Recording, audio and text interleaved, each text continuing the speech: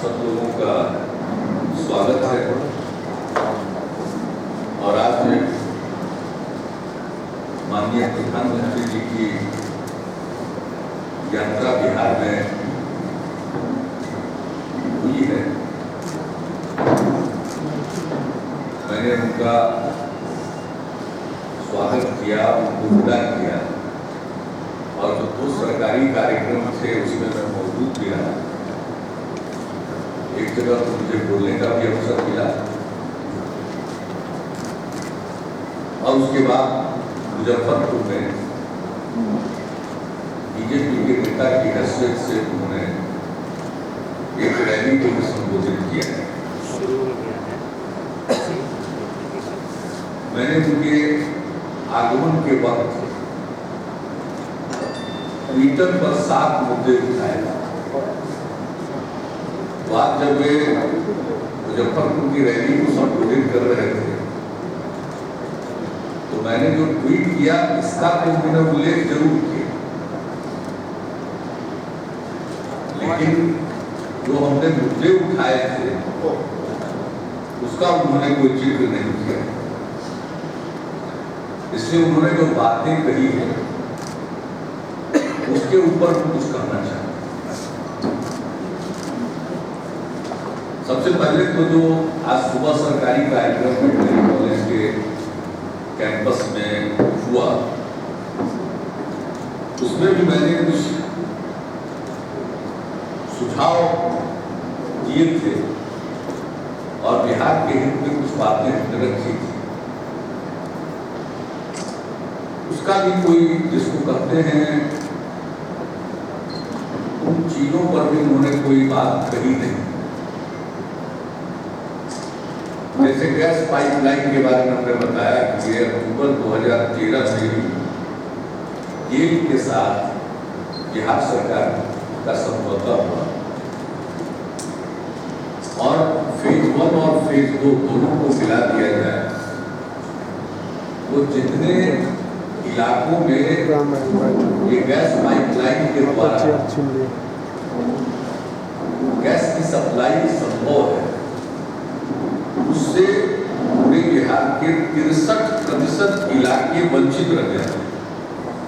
तो मैंने कहा था कि इस पर भी ध्यान दिया जाना चाहिए, जिस पर तो कोई रिस्पॉन्स आया ही नहीं।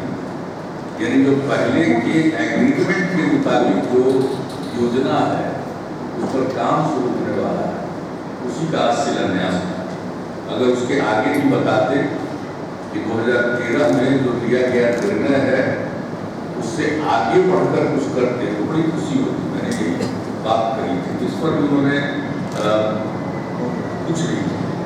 फिर रेलवे लाइन जिसके बारे में हमने उसकी पूरी कहानी बना दी, वो बता दी कि मेरे द्वारा ही शुरू किया गया।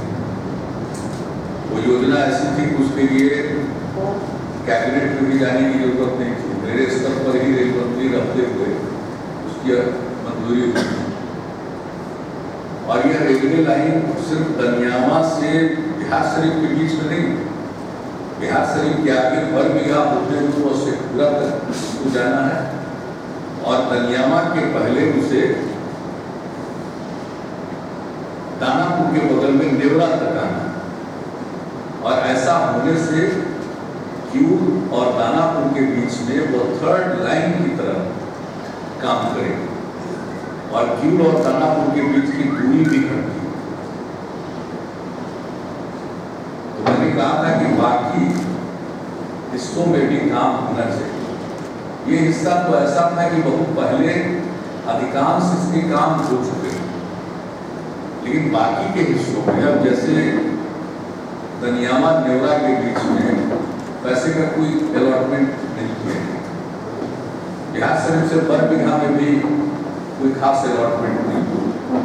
रेल विकास निगम को काम दिए तो उनको उसको अगर पैसा दिया जाएगा तभी तो बना पाएगा। तो मैंने ये प्रश्न उठाया, इसके बारे में भी उन्होंने वो एक जो मैंने इस बात का जिक्र किया तो उसी को पकड़ कर पीछे की सरकार पर कुछ टिप्पणी उन्होंने की। वो एक अलग प्रश्न है, मुझे बोलने का कोई अंदाज है, तरीका है, मुझे उस बहस पर ही जाना है। यानी रेलवे प्रोजेक्ट के बारे में भी जो हमने सुझाव दिया उस पर कोई ठोस प्रतिक्रिया नहीं। अब इसके बाद जो बिजली के संबंध में दीनदयाल उपाध्याय ग्राम ज्योति योजना का उन्होंने आज जो शिलान्यास किया पूरे देश के लिए, मैं यह भी बता दिया कि बिहार में पहले से ही ये काम चल रहा है। उसके अलावा ट्रांसमिशन, सब ट्रांसमिशन और डिस्ट्रीब्यूशन की स्थिति को सुधारने के लिए और बहुत काम हुआ है। और दीनदयाल उपाध्याय ग्राम ज्योति योजना का भी हम लोग लाभ उठाएंगे और इसलिए राज्य को जो 40% देना, पहले जो इस प्रकार की योजना थी उसमें राज्य को मात्र 10% देना, अब राज्य की हिस्सेदारी बढ़ गई है 40%। तो 40% का अंशदान हम लोग दे रहे हैं, इसका भी हमने जिक्र किया। लेकिन साथ साथ हमने एक बात कही और उन्होंने मुजफ्फरपुर की रैली में बिजली पर बहुत भाषण दिया। हालांकि जब वो बोल रहे थे तो कोई रिस्पॉन्स उनको नहीं मिल रहा, क्योंकि लोग महसूस कर रहे हैं कि बिजली की स्थिति में सुधार आया, ऊपर हम आएंगे। लेकिन हमने एक बात कही कि बरौनी के रिनोवेशन और मॉडर्नाइजेशन करना और उसके विस्तारीकरण का कार्य जो चल रहा है, 110 मेगावाट की 2 इकाई का जीर्णोद्धार और 250 मेगावाट की 2 इकाई का निर्माण, तो वेल को काम दिया हुआ और वेल समय पर काम नहीं कर रहा। Bharat heavy electronics limited BHEL 13 बार उसने अपना समय बढ़ाया है। तो मैंने निवेदन किया कि भाई वेल सेंट्रल गवर्नमेंट की अंडरटेकिंग है, अपने प्रभाव का इस्तेमाल करिए और उनको जल्दी से काम करने के लिए कहिए। हमने इस बात का जिक्र किया, इसके बारे में कुछ नहीं, मतलब कि वेल अगर काम नहीं कर रहा है, राज्य की परियोजना है, तो इसका मतलब है कि जानबूझकर राज्य का जो अपना उत्पादन हो सकता है बिजली का, उसको बाधित करना। आप भूटान की बात कर रहे हैं, लेकिन राज्य का जो अपना उत्पादन होना है, जो एजेंसी है वेल, आज से कई साल पहले उसको बन जाना चाहिए था, वो अब तक पेंडिंग है उसके जीर्णोद्धार का काम, 110 मेगावाट की 2 इकाई। तो इस पर भी उन्होंने कुछ नहीं कहा। अब बिजली के बारे में उन्होंने बहुत सारी बातें और मेरे ऊपर ये कहा गया कि हमने कहा है बिजली देंगे नहीं तो वोट मांगने देंगे। 2012 में 15 अगस्त के दिन स्वाधीनता दिवस के अवसर पर झंडोत्तोलन के बाद हमने जो कहा है वो आपके पास भी होगा, आपके अपने आर्काइव है, लेकिन फिर भी मैं उसको सुना देना चाहता हूँ। सुनाइए आप। ये नहीं आया, वो यहाँ नहीं आ सकता, वो चाह दिया था। हाँ सुना।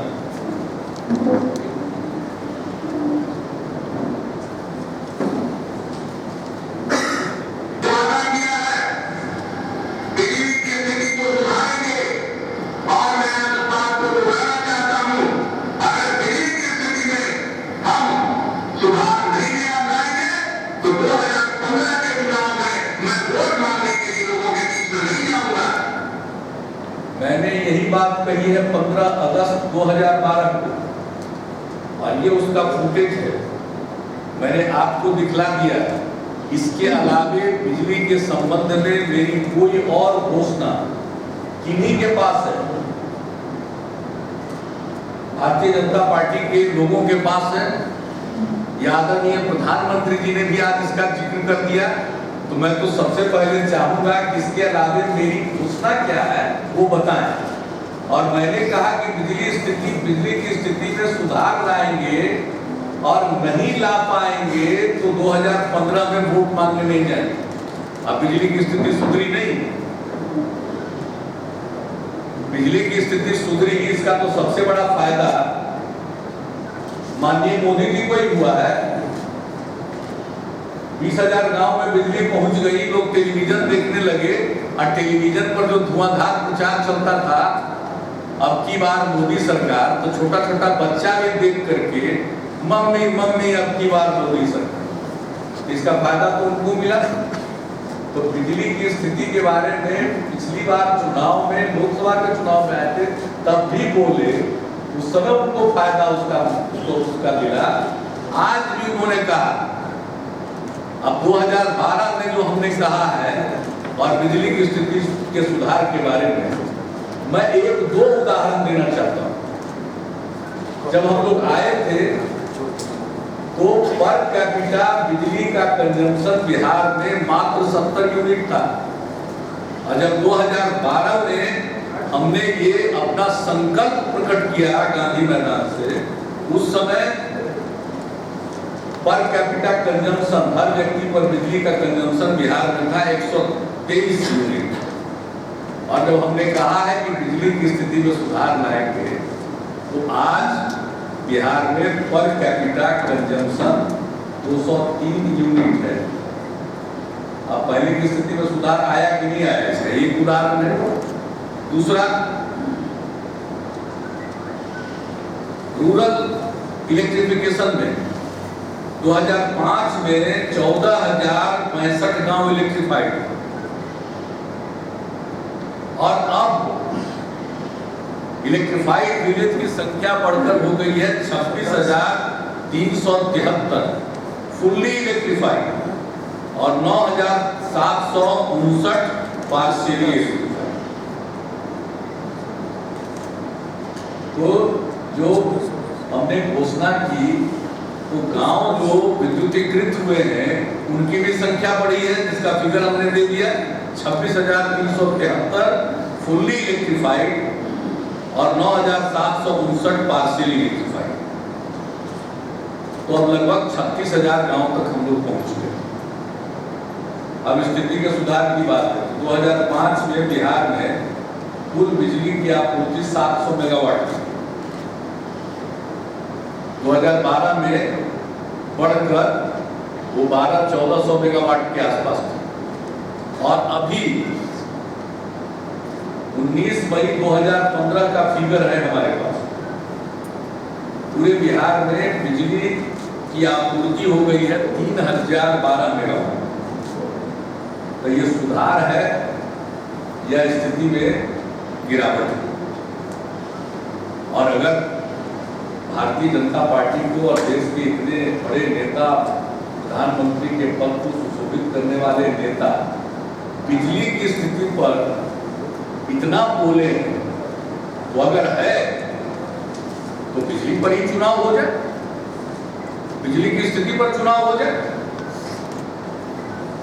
लोग महसूस कर रहे हैं जैसे मन से डर निकल गया, ये एहसास की चीज है, कोई गुंडागर्दी नहीं, लोगों के मन से डर निकला, यह लोगों के एहसास की स्थिति। और बिजली की स्थिति लोग महसूस कर रहे हैं। जिला में 20 घंटा, 22 घंटा, 24 घंटा बिजली रह रही है जिला मुख्यालय में। गांव में एवरेज 14 घंटा कम से कम बिजली रह रही है, जिन गांवों का विद्युतीकरण हो चुका है। तो ये बिजली की स्थिति में सुधार नहीं है तो क्या है? बिहार के लोग बिजली की स्थिति से पूरे तौर पर अवगत हैं। अगर इच्छा है तो इस बात को देख लें। एक बात और, उन्होंने कहा,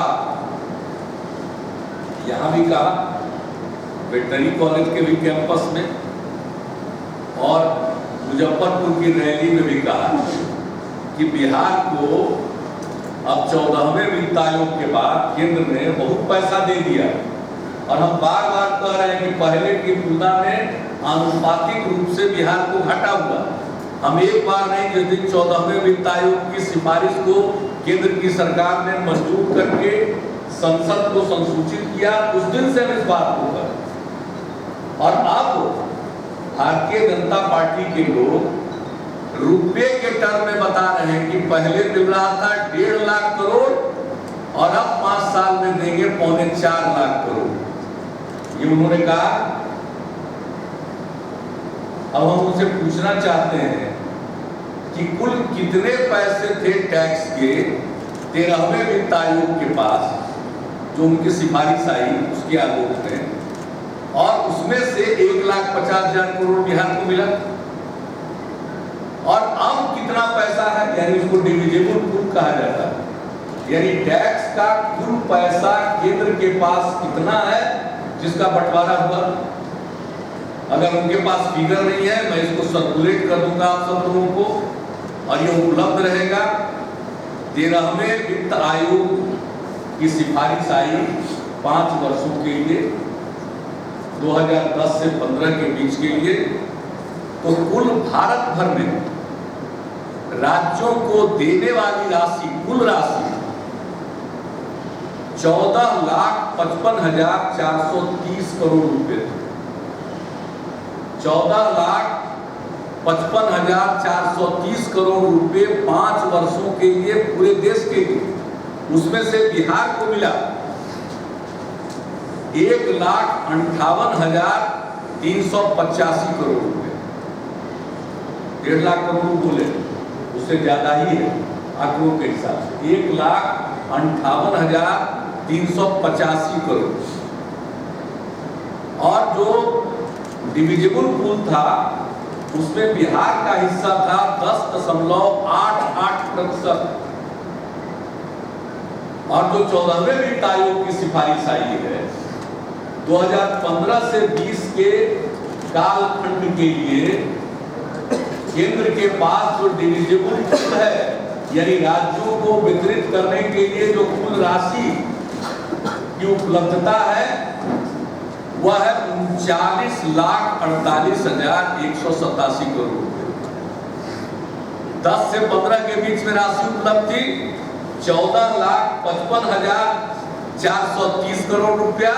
अब उपलब्ध है 39,48,187 करोड़ रुपया, यानी कुल 13वें वित्त आयोग के सिफारिश के लिए उपलब्ध राशि का 2.71 गुना 14वें फाइनेंस कमीशन के सिफारिश के अनुकूल जो वितरण होगा 15 से 20 में, यानी 10 से 15 के बीच जितना पैसा था उसमें 2.71 गुना की वृद्धि हो गई। और बिहार को कितना हिस्सा मिलेगा? उन्होंने 3.25 लाख करोड़ कहा, लेकिन कागज पर वो है 3,83,853, जो उन्होंने कहा उससे थोड़ा ज्यादा ही है। मिलेगा कितना, ये तो 5 साल पूरा होने के बाद अंतिम हिसाब हो। लेकिन जो 3.25 लाख करोड़ रुपया वो बता रहे हैं 1.5 लाख करोड़ के विरुद्ध, वो कितना बड़ा, ये एक संकेत देना चाहते हैं कि भाई हम तो इतना बढ़ा दिए। लेकिन इतना बढ़ा दिए तो देने लायक पैसा था मात्र 14 लाख करोड़, अब देने लायक पैसा हो गया 39 लाख करोड़। उस समय 1,58,000 करोड़ मिला और अब मिलेगा 3,83,000 करोड़।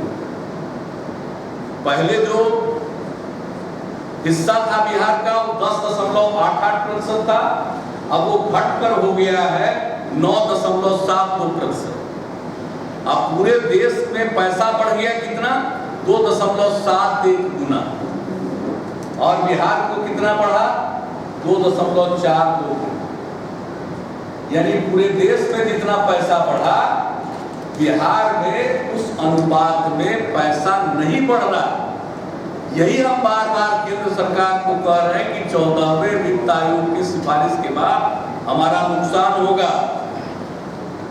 2.71 गुना पैसा बढ़ गया और हमको बढ़ाने के लिए 2.42 गुना कर रहे हैं, तो इस हिसाब से हमारा कुल नुकसान 5 वर्षों में 45,370 करोड़ रुपए का है। ये कहने से काम नहीं चलेगा कि 1.5 लाख करोड़ से बढ़ा के 4.25 लाख करोड़ कर दिए। 4.25 लाख करोड़ है तब जबकि 39 लाख करोड़ उपलब्ध था और 1.5 लाख करोड़ था तब, जबकि मात्र 14 लाख करोड़ उपलब्ध था। और अगर बिहार का हिस्सा जो 13वें वित्त आयोग में 10.88% था, अगर वह हिस्सा नहीं घटाया जाता तब बिहार को कितना मिलता? तब बिहार को मिलता 4,29,655 करोड़। मिलेगा कितना? 3,83,853 करोड़। घाटा कितना हुआ? 45,800 करोड़। किसी हिसाब से कर लीजिए, जितना गुना बढ़ गया पैसा उतना ही गुना हमारा भी पैसा बढ़ा देते, या जो हिस्सा हमारा 13वें वित्त आयोग में था वह हिस्सा हमारा भी रह जाता, तो दोनों हिसाब से 45,000 करोड़ रुपए का नुकसान 5 वर्षों में होने जा रहा है। और ये बोल रहे हैं कि हम पैसा बढ़ा रहे हैं।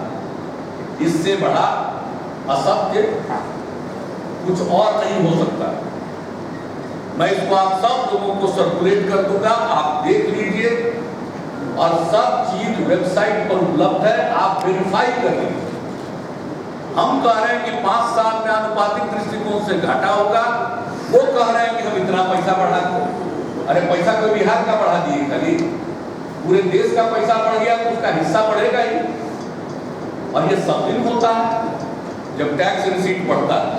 तो एक तो इसके बारे में, और यही नहीं, दूसरा घाटा हम लोगों का है जो बराबर करते हैं कि ये बोलते हैं कि 32 से बढ़ाकर 42 कर दिया, तब ये हालत है, तब ये हालत है बिहार। और जो योजना के मद में पैसा मिलता था योजना आयोग के माध्यम से, वो तो बहुत घट गया। बिहार को जो विशेष सहायता मिलती थी BRGF के मद में, उसका आवंटन शून्य कर दिया। आज हम उम्मीद कर रहे थे कि आज कुछ बोलेंगे, तो ये भी खत्म। तो कुल मिलाकर के बिहार का नुकसान है। और प्रधानमंत्री जी से उम्मीद थी, पूरा हाइप क्रिएट किया गया था कि आज बहुत कुछ देंगे, पता नहीं क्या हुआ। और ये बहाना तो चलता नहीं है, पार्लियामेंट का सेशन चल रहा है, तो इस तरह की घोषणा पर कोई रोक है नहीं, क्योंकि कोई नीतिगत घोषणा तो आप कर नहीं रहे हैं। लेकिन फिर भी संसद सत्र का बहाना बनाकर उन्होंने नहीं किया, लेकिन जो कहा उसके हिसाब से तो मैं समझता हूं कि बिहार को नुकसान ही है। और अब मैं आपको वह सुना देना चाहता हूं। बार बार बोल रहे थे कि हम हुंकार रैली में आए तो 50,000 करोड़ रुपया का पैकेज की बात किए, हम उससे ज्यादा देंगे। जरा वो कहे क्या है, सुनाइए साहब।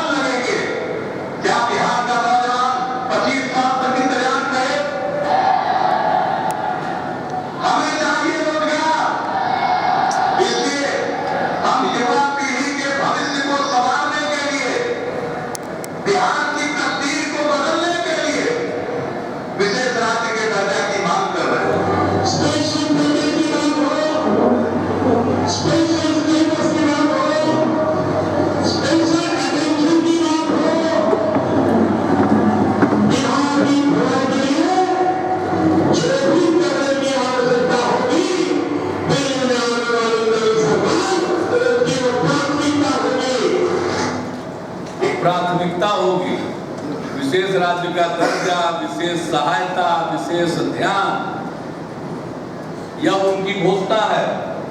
चुनाव की सभाओं में माननीय श्री नरेंद्र मोदी जी की घोषणा है, मैंने दिखला दिया, और किसी चीज का कोई लक्षण नहीं दिख रहा। और यहां आकर बोल रहे हैं कि 50,000 करोड़ हम बोले थे, हम तो सुना दिए, हमने तो सुना दिया है। हाथ कंगन को आरसी क्या, हमने तो प्रमाण दे दिया, जो बोले हैं ये उन्हीं का बोला हुआ है। जो उन्होंने कहा है उसको हम लोगों ने रख दिया है, इसलिए अब वो मुकर रहे। हमने कहा था कि 14 महीने के बाद प्रधानमंत्री जी आ रहे हैं, तो उसका भी उन्होंने कहा पिछले प्रधानमंत्री जी के बारे में कि 10 साल में नहीं आए, तो पिछले प्रधानमंत्री जी से कोई उम्मीद किए हुए थे क्या, या पिछला प्रधानमंत्री जी वोट मांगने आए थे क्या? भाई आदरणीय नरेंद्र मोदी जी को तो वोट मिला, उन्होंने जो कहा उसके आधार पर लोगों को उम्मीद थी, तो अपनी तुलना वो क्यों कर रहे हैं? पिछले प्रधानमंत्री जी नहीं आए तो आप भी नहीं आए, इसका मतलब है कि पिछले प्रधानमंत्री जी की तरह ही आप भी काम करना चाहते हैं। तो भाई ये नहीं चल सकता। और मैंने तो स्वागत ही किया कि भाई ठीक है, चुनाव के बाद चुनाव में ही आप आते हैं, तो जो भी होगा, अनेक जगहों पर गए, खैर मैंने तो स्वागत ही किया है कि भाई आ गए, बहुत है, और जो बातें हमने कही है उसके बारे में। अब मोदी जी ने जो मुजफ्फरपुर में भाषण दिया, अच्छा बताइए, मोदी जी मांग रहे हैं कि हमको सेवा करने का मौका दें, तो आदरणीय नरेंद्र मोदी जी को तो देश की जनता ने और बिहार की जनता ने सेवा करने का मौका तो दे ही दिया 2014, फिर वो दोबारा क्या सेवा करने का मौका मांग रहे हैं?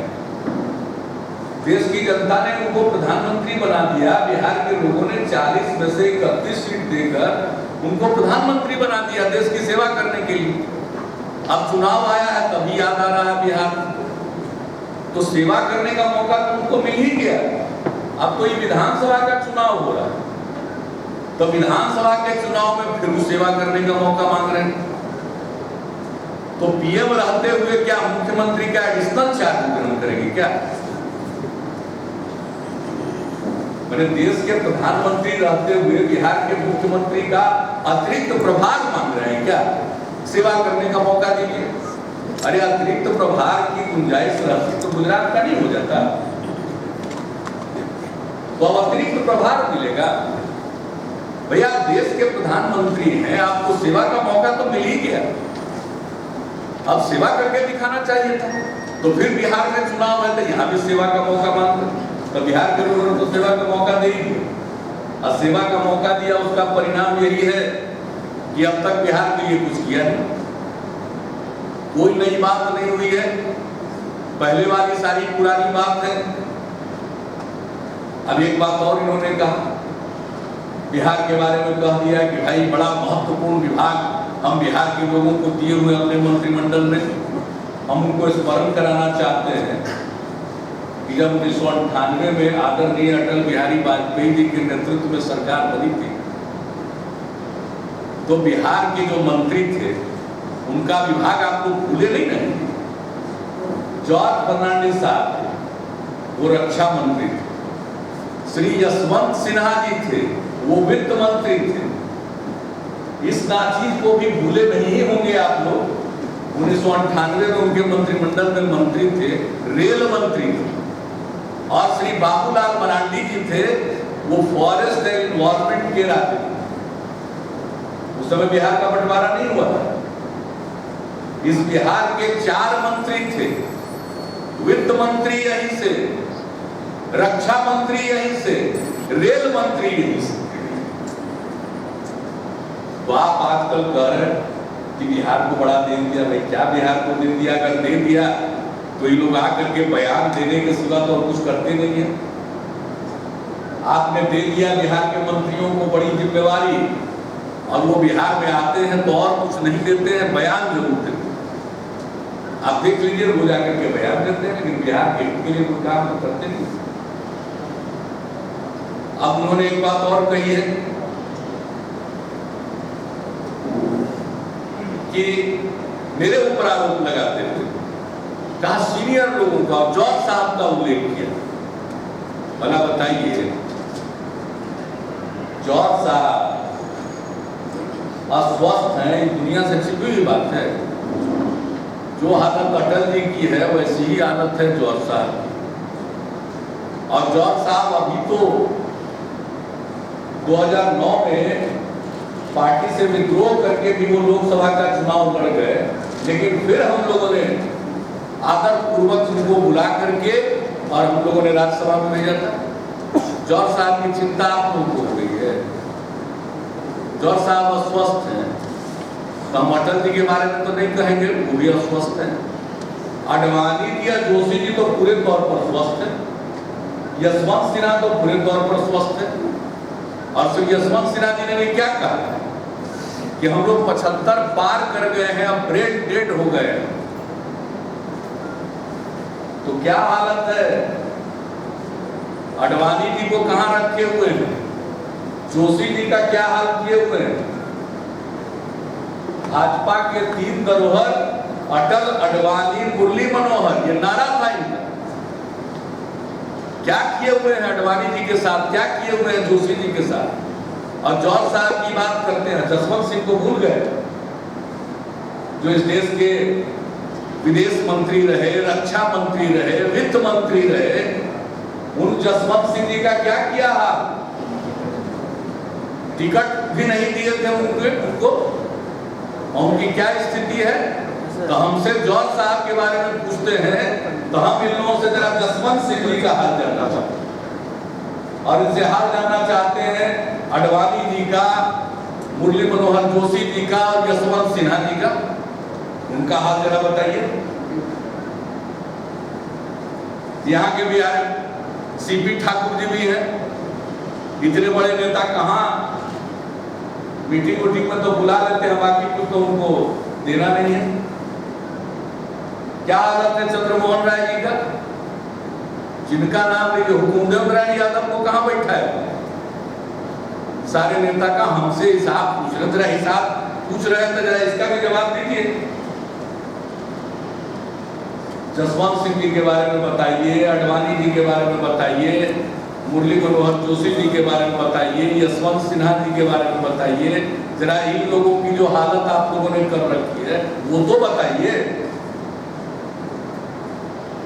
तो बड़ी चिंता इन लोगों को होते रहती, अपने यहाँ वरीय नेताओं को और हम पर आरोप लगा।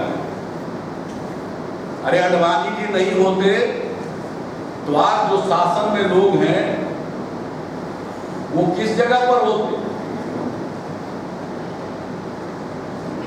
आडवाणी जी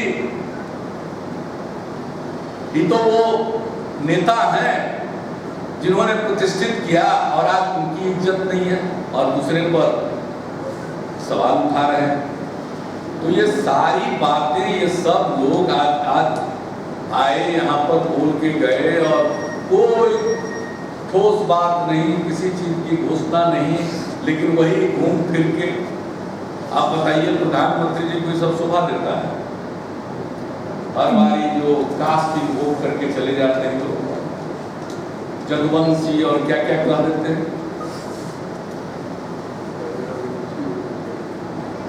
पहले राम जी को मानते थे, भगवान राम को ही लोग अपने पार्टी का सक्रिय सदस्य बना लिए। अब आजकल ही भगवान कृष्ण को सक्रिय सदस्य बना, और तो कोई काम बचा नहीं है।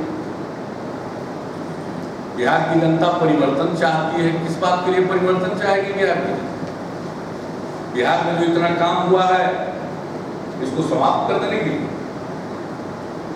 सड़कों का जाल बिछा, पुलों का निर्माण हुआ, बिजली की स्थिति सुधरी है, स्कूल, अस्पताल, कानून का राज कायम हुआ है। तो आज जो कुछ भी आज बिजली के बारे में भूटान का जिक्र कर रहे थे, इसलिए तो हमने कहा कि भाई जरा सा हमारा बरौनी पर भी तो ध्यान दीजिए। भूटान से पन बिजली आएगा। भूटान सरकार के निमंत्रण पर जब मुख्यमंत्री के रूप में हम वहाँ गए थे पिछली सरकार के समय ही, तो उसी समय भूटान की बिजली का उपयोग हम करें, इन सब चीजों पर चर्चा करके आए। भारत सरकार को भी हमने कहा, लेकिन सबसे बड़ी बात है कि बिहार की इनको कोई चिंता नहीं है, विकास की इनको कोई चिंता नहीं है। इनको चिंता है सिर्फ खुशी। लोगों ने भरोसा दिया, विश्वास दिया, ताकत दी, कुछ नहीं मिला 14 महीने में। तो फिर दोहरा करके चुनाव के टाइम में इनको ये सारी चीजें याद आ रही हैं। और अभी तक तो इसलिए हम सवाल पूछ रहे हैं कि भाई आप सेवा का मौका खोज रहे हैं, जनता ने मौका दे दिया, तब पीएम रहते हुए सीएम के एडिशनल चार्ज में भी रहना है क्या? ये संभव है? तो किसी को तो सामने लाइए, कोई है नहीं। और जो पूछ रहे थे लोगों से तो रिस्पॉन्स बड़ा उस ढंग का नहीं था चारों तरफ। हमको लगता है कि पता नहीं क्यों, और बहुत सारी पुरानी बातें, ऐसी वैसी बातें मैं पहले भी बता चुका हूँ। बिहार विधानसभा में बोलते हुए हमने कहा ये जो यहाँ भोज टॉन्स कैंसिल हुआ था, हम कितना भेद खोज, ये भोज कैंसिल होने में थे बीजेपी के ही लोग थे, और ये बात बोलते रहते हैं, दूसरों पर आक्षेप आरोप लगाना, झूठ को प्रचारित करना। इन बातों की चर्चा तो 2014 में कर ही चुके हैं। कौन सी ऐसी नई बात है जिसकी चर्चा आप लोगों ने नहीं की? तो आज घनघोर निराशा हुई है बिहार के लोगों को। भाजपा के लोगों ने वातावरण बनाया था, एक हाइप क्रिएट किया था कि आएंगे, चांद सितारे लाएंगे, हम मिला कुछ नहीं। तो सब लोग आज निराश हैं, और भारतीय जनता पार्टी के लोग इरादों को भी समझते हैं। और जब 2014 के चुनाव में जो आप बोले उस पर तो अमल किए ही नहीं, और चुनाव के बाद तो जुमला कह दिया आपके पार्टी के अध्यक्ष। तो आज जो कुछ भी बोल रहे हैं उस पर कौन यकीन करेगा, कौन भरोसा करेगा? और यहाँ उनके विरोध में जो हम सब लोग इकट्ठा होकर खड़े हैं, उनके बीच में वो कोई अगर कंफ्यूजन पैदा करने की कोशिश करना चाहते होंगे, इसमें उनको कोई कामयाबी नहीं मिलेगी। और पूरी मुस्तैदी के साथ बिहार की जनता जो अब तक भूखा हुआ, कहाँ मिला रोजगार लोगों को? आज रोजगार की बात कर रहे हैं, क्यों नहीं मिला रोजगार? तो इन सब चीजों का लोकसभा के चुनाव में कहा, उन्होंने उल्लेख किया, और फिर आकर के वही सब बात बोल रहे हैं। तो 14-15 महीने का जो ट्रैक रिकॉर्ड है लोगों ने देख लिया, इसलिए अब किसी पर कोई असर पड़ने वाला नहीं है। ये आईसीआर की मीटिंग में बुला लिए थे, हम भी इस देश के कृषि मंत्री रहे और आईसीआर के अध्यक्ष भी रहे, हमने तो पूरा शिष्टाचार निभाया है। कृषि विज्ञान मीटिंग में रहे, जो बात हुआ बहुत ही विनम्रता के साथ हमने रखा। आईसीआर में हम बैठक में शामिल रहे, बोलने का अवसर तो उन लोगों ने उसको नहीं दिया। अगर बोलने का अवसर देते तो हम भी आईसीआर के अध्यक्ष रहे हैं, और बहुत काम एग्रीकल्चर मिनिस्टर रहते हुए जिसकी शुरुआत की गई थी, तो खैर उसके बारे में मुझे नहीं कहना है, उसके अलावे कभी कहेंगे। ये एग्रीकल्चर यूनिवर्सिटी बनाने का फैसला 2008-9 से चला, और चूंकि केंद्र की तरफ से कहा गया कि agriculture university, Rajendra agriculture university को सेंट्रल यूनिवर्सिटी के रूप में लेंगे, इसी को देखते हुए हम लोगों ने कानून भी बनाया और एक नए यूनिवर्सिटी की अपने बिहार में स्थापना भी की। हम लोग तो सब काम कर रहे, 5 agriculture college, 4 agriculture college, Dumraon में वीर कुंवर सिंह कृषि महाविद्यालय, नूरसराय में उद्यान महाविद्यालय, सहरसा में कृषि महाविद्यालय, पूर्णिया में कृषि महाविद्यालय, किशनगंज में कृषि महाविद्यालय, हम लोग तो 5-5 खोल दिए। और जो पहले से आजकल नया आईसीआर का रीजनल कॉम्प्लेक्स पटना में बना हुआ है,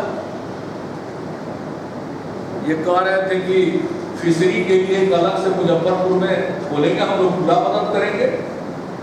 लेकिन मैं उनको याद करा देना चाहता हूं कि आईसीआर का जो रीजनल कॉम्प्लेक्स है, उसका मैंडेट प्रमुख मैंडेट फिशरी है। कभी कभी अपने पूर्ववर्तियों से भी बात कर लेना चाहिए, तो उससे पुरानी बातों की भी जानकारी मिल जाती है।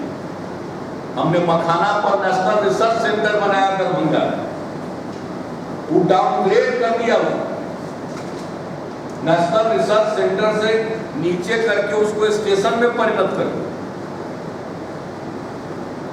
तो खैर अब कितनी बात कही जाए, आगे के लिए जरूरत पड़ने पर एक एक बात और रखेंगे, लेकिन आज कुछ मोटी बातों का उल्लेख मैंने समझा कि ये जरूरी है, इसकी अध्ययन कर दी। आपके डीएनए पर सवाल उठाया है, ऐसा ही सवाल गडकरी जी ने भी पिछले साल उठाया था, बिहार के डीएनए में कुछ गड़बड़ी है, फिर नरेंद्र मोदी ने भी ये सवाल उठा दिया है। मैंने तो अपनी तरफ से इसको नहीं छेड़ा, लेकिन आपने बहुत ही उपयुक्त प्रश्न पूछा। अब आप समझ लीजिए इन लोगों का स्तर कितना नीचे जा चुका, ये हमारे डीएनए को चुनौती दे रहे हैं। गडकरी साहब ने बिहार के डीएनए के बारे में कहा था कि इसमें कास्टिज्म है, और इन्होंने मेरे डीएनए पर कहा हम बिहारी हैं, और हमारे डीएनए की बात उन्होंने कही है, ये बिहारियों को अपमानित करते हैं, जलील करते हैं, और ये पूरे बिहार को, बिहारियों को जलील करने वाली बात है। हमारे डीएनए के बारे में कह रहे हैं, इनके डीएनए में कुछ है। अरे बिहारी अपने संकल्प पर आगे बढ़ता है, हम बहुत विनम्र हैं, अविनम्रता पूर्वक सारा कार्य करते हैं। मेरे ऊपर तो तरह तरह की बात बोलते हैं, अहंकार, सिद्धांत के रास्ते पर चलना अहंकार नहीं कहलाता। अहंकार तो इन लोगों के मन में है कि किस तरह की भाषा का प्रयोग करते हैं। बिहारियों के लिए अपमान की भाषा, हम एक बिहारी हैं, लेकिन हम उनको बता देना चाहते हैं कि बिहारियों के डीएनए का अध्ययन ठीक से नहीं है। इनको बिहारियों का डीएनए इतना जबरदस्त है कि आप देख लीजिएगा, एक बिहारी सब पर भारी पड़ेगा। यह हमारा डीएनए, इनको पता चल जाएगा कि उन्होंने डीएनए को चुनौती दी। बिहारी का डीएनए है कि एक बिहारी सब पर भारी पड़ेगा। आज कितना लोगों को लगाए गैर बिहारी लोगों को यहाँ कब्जा करने के लिए। हमने एक दिन कहा था बौरो खिलाड़ी, बौरो कप्तान बिहार पर कब्जा करना चाहते।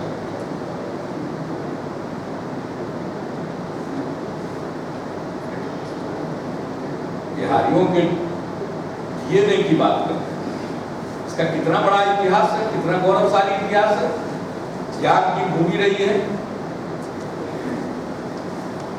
बिहार का जो इतिहास है वो सिर्फ भारत का इतिहास नहीं है, बल्कि पूरी मानव सभ्यता का इतिहास है। किसी कालखंड में जाइए, आजादी की लड़ाई में जो बिहार के लोगों का योगदान है, 1857 में बाबू कुंवर सिंह का योगदान हो, या फिर 1917 में बापू यहाँ पर आए, चंपारण सत्याग्रह हुआ और देश की आजादी का मार्ग प्रशस्त हुआ। अरे बिहार में दम है, बिहारियों में दम है, ठीक से डीएनए को नहीं समझ रहे हैं। एक बिहारी सब पर भारी पड़ेगा, देखते रहिए। पटना के बाद तुरंत उनकी मतलब तस्वीर बदल गई। ये उनकी मानसिकता का परिचायक है। अब चारों तरफ से आदमी जब हताश हो जाता है, पैर के नीचे से जमीन जब खिसक जाती है, तो लोग इसी तरह की भाषा का प्रयोग करते हैं। इन्होंने राजद का जो एक नया परिभाषा दिया और आप पर इल्जाम लगाया कि फिर जंगल राज वापसी के लिए ऐसा भी इल्जाम लगाया। तो गुंडागर्दी बोल रहे थे, कोई ज्यादा रिस्पॉन्स तो उनको मिल नहीं रहा था। ये तो एहसास की चीज है ना, कानून का राज कायम हुआ है, एक एक आदमी को इस बात का एहसास है, तो ये मुंह से बोल देने से हो जाएगा। और जिस तरह का की भाषा का प्रयोग उन्होंने आरजेडी के लिए किया है, तो आरजेडी भी उसका जवाब दे देगा। दे दी। और ये दूसरे पार्टी का नाम बोलते हैं तो चुनाव के टाइम में तो इतना बात बोल गए, और चुनाव के बाद कहते हैं कि जुमला है। तो भारतीय जनता पार्टी थोड़ी है, तो भारतीय जुमला पार्टी।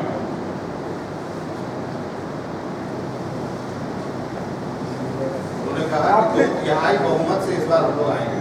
मोदी जी ने कहा अपने भाषण में 2/3 बहुमत नहीं, उन्होंने कहा कि 2/3 बहुमत दीजिए, तो 2/3 से कम बहुमत हम लोगों को थोड़ी गारंटी कर सकते।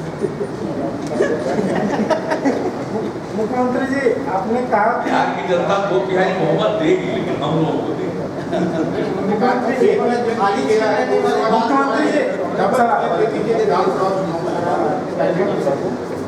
तो एक साथ 2 इंजन में कैसे चलाएंगे? 2 इंजन में तब वही है पायलट, यहाँ कौन है दूसरा पायलट? बताए तो सही, तो दूसरा इंजन मांग रहे तो पायलट कौन है? दूसरे इंजन का पायलट कौन है?